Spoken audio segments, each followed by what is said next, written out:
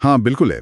एक बहुत महत्वपूर्ण सिद्धांत है जिसे जनांकिकीय संक्रमण सिद्धांत या डेमोग्राफिक ट्रांजिशन थ्योरी कहते हैं। Demographic transition theory. ये सिद्धांत किसी भी इलाके के भविष्य की आबादी का अनुमान लगाने और उसके पैटर्न को समझने में मदद करता है। ये क्या कहता है? ये सिद्धांत बताता है कि जैसे जैसे कोई समाज उन्नति करता है, मतलब ग्रामीण, खेतीहर और कम पढ़े लिखे समाज से शहरी, औद्योगिक और पढ़े लिखे समाज की तरफ बढ़ता है, तो वहां की जनसंख्या की विशेषताएं बदलती हैं। कैसे बदलती हैं? शुरू में क्या होता है कि जन्म दर भी बहुत ज्यादा होती है और मृत्यु दर भी बहुत ज्यादा होती है।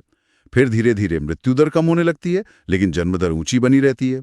फिर जन्म दर भी कम होने लगती है और आखिर में जन्म दर और मृत्यु दर दोनों ही बहुत कम हो जाती हैं। अच्छा, तो ये एक तरह का साइकिल है। हाँ, ये बदलाव कुछ चरणों या स्टेजेस में होता है।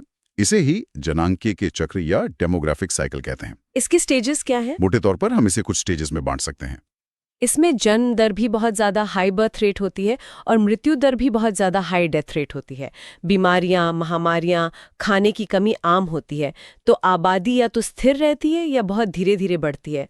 औद्योगिक क्रांति से पहले दुनिया के ज़्यादातर देश इसी स्टेज में थे। ठीक है, फिर स्टेज 2, इसमें स्वास्थ्य और सफाई की स्थिति सुधरने लगती है, तो मृत्यु दर तेजी से गिरने लगती है, फॉलिंग डेथ रेट। लेकिन जन्म दर अभी भी ज्यादा ही बनी रहती है, हाई बर्थ रेट। लोगों की सोच, सामाजिक मान्यताएं बदलने में समय लगता है। नतीजा, जन्म ज्यादा, मौतें कम, आबादी बहुत तेजी से बढ़ती है। इसी को पॉपुलेशन एक्सप्लोजन वाला फेज कहते हैं। बहुत से विकासशील देश अभी इसी स्टेज के आसपास हैं या इससे गुजर रहे हैं। फिर स्टेज 3। अब जनसंख्या वृद्धि की रफ्तार धीमी पड़ने लगती है। अच्छा। और आखिरी स्टेज स्टेज 4। इसमें जन्म दर और मृत्यु दर दोनों ही बहुत कम हो जाती हैं। लो बर्थ रेट, लो डेथ रेट। आबादी या तो लगभग स्थिर हो जाती है या बहुत ही धीमी गति से बढ़ती है। ज्यादातर विकसित देश जैसे पश्चिमी यूरोप के देश, अमेरिका, कनाडा, जापान अब इसी स्टेज में है। क्या इसके आगे भी कोई स्टेज है? हाँ, कुछ एक्सपर्ट्स अब एक 5वें स्टेज की भी बात करने लगे हैं। इसमें जन्म दर इतनी कम हो जाती है कि वो मृत्यु दर से भी नीचे चली जाती है।